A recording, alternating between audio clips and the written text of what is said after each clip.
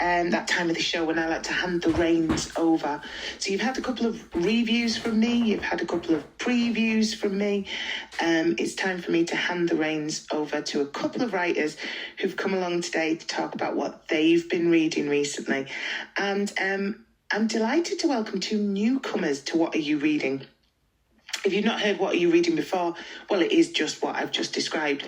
I invite writers to come on and talk about what they've been reading recently. It's as straightforward as that.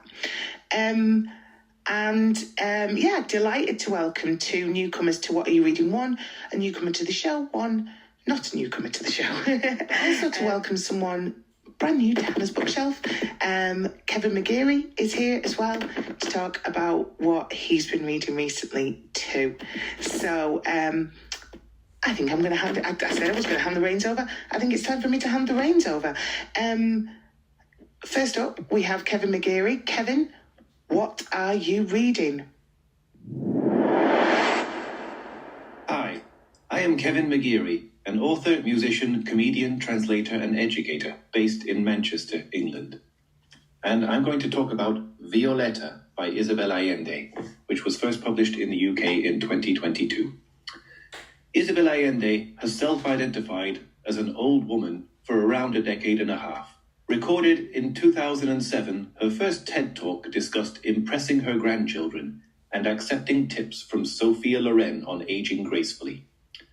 Having been a commercially and critically successful author for some 40 years, since being showered with awards for her debut novel, House of the Spirits, Allende's literary output has been prodigious, since she reached the age at which most people retire. Since 2007, she has published 6 novels and 2 non-fiction books. Like the author herself, the narrator loses an adult daughter to illness.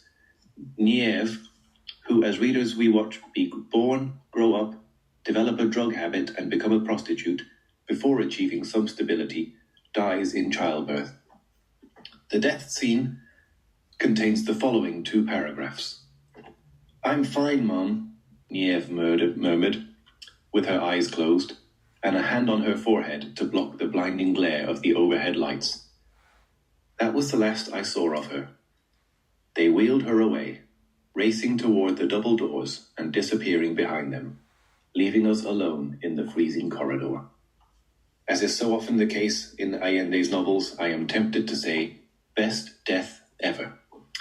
Allende's most recent novel, The Wind Knows My Name, is also worth your time. It is on the theme of refugees, immigration, and integration.